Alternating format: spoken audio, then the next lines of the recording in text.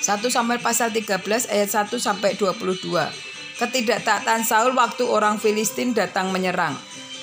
Saul berumur sekian tahun ketika ia menjadi raja. 2 tahun ia memerintah atas Israel. Saul memilih 3.000 orang dari antara orang Israel. 2.000 orang ada bersama-sama dengan Saul di Mekas dan di pegunungan Betel. Sedang 1.000 orang ada bersama-sama dengan Yonatan di Gebea Benyamin. Tetapi selebihnya dan dari rakyat itu disuruhnya pulang masing-masing ke kemahnya. Yonatan memukul kalah pasukan pendudukan orang Filistin yang ada di Geba, dan hal itu terdengar oleh orang Filistin. Karena itu Saul menyuruh mereka meniup sangkakala di seluruh negeri, sebab pikirnya, biarlah orang Ibrani mendengarnya. Demikianlah seluruh orang Israel mendengar kabar bahwa Saul telah memukul kalah pasukan pendudukan orang Filistin, dan dengan demikian orang Israel dibenci oleh orang Filistin. Kemudian dikerahkanlah rakyat itu untuk mengikuti Saul di Gilgal.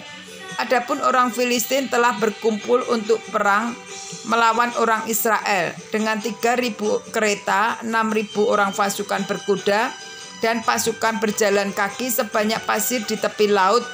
Mereka bergerak maju dan berkemah di Mikas di sebelah timur Bet Awen. Ketika dilihat orang-orang Israel bahwa mereka terjepit, maka rakyat memang terdesak. Maka larilah rakyat bersembunyi di gua, keluk batu, bukit batu, liang batu, dan perigi.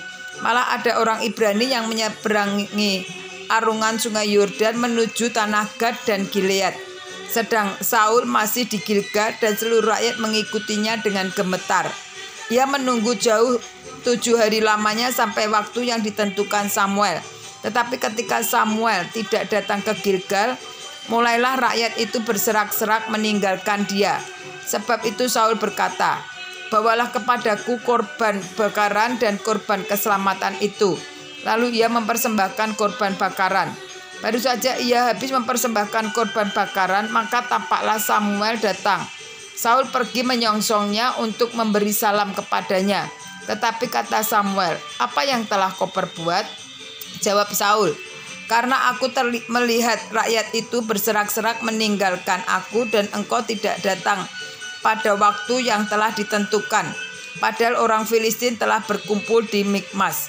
Maka pikirku, sebentar lagi orang Filistin akan menyerang aku di Gilgal. Padahal aku belum memohonkan belas kasihan Tuhan.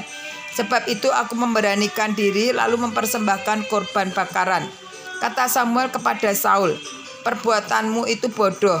Engkau tidak mengikuti perintah Tuhan Allahmu yang diperintahkannya kepadamu. Sebab sedianya Tuhan mengokohkan kerajaanmu atas orang Israel untuk selama-lamanya. Tetapi sekarang kerajaanmu tidak akan tetap. Tuhan telah memilih seorang yang berkenan di hatinya, dan Tuhan telah menunjuk dia menjadi raja atas umatnya. Karena engkau tidak mengikuti apa yang diperintahkan Tuhan kepadamu. Kemudian berangkatlah Samuel dan pergi dari Gilgal ke Gebea Benyamin. Tetapi Saul memeriksa barisan rakyat yang ada bersama-sama dengan dia itu, kira-kira 600 orang banyaknya. Saul dan Yonatan, anaknya yang rakyat yang ada bersama-sama dengan mereka tinggal di Gebea Benyamin, sedang orang Filistin berkemah di Mikmas. Maka keluarlah orang-orang penjara dari perkemahan orang Filistin dalam gua 3 gerombolan. Gerombolan yang satu mengambil jalan ke Ofra ke daerah Sual. Gerombolan yang kedua mengambil jalan ke Bet-horon, dan gerombolan yang satu lagi mengambil jalan ke perbatasan yang menghadap ke lembah Seboim arah padang gurun. Seorang tukang besi tidak terdapat di seluruh negeri Israel. Sebab orang Filistin berkata, jangan-jangan orang Ibrani membuat pedang atau tombak. Jadi semua orang Israel harus pergi pada orang Filistin untuk mengasah mata bajaknya, beliungnya, kapaknya atau aritnya masing-masing. Adapun bayarannya ialah 2/3 sikal untuk mata bajak dan beliung, dan 1/3 sikal untuk mengasah kapak dan untuk memasang kusa. Sehingga pada hari pertempuran itu sebilah pedang atau lembing pun tidak terdapat pada seluruh rakyat yang ada bersama Saul dan Yonatan. Tetapi Saul dan Yonatan anaknya itu masih mempunyainya. kepahlawanan Yonatan. Dan suatu pasukan mengawal orang Filistin telah keluar dari perbatasan gunung di Mikmas.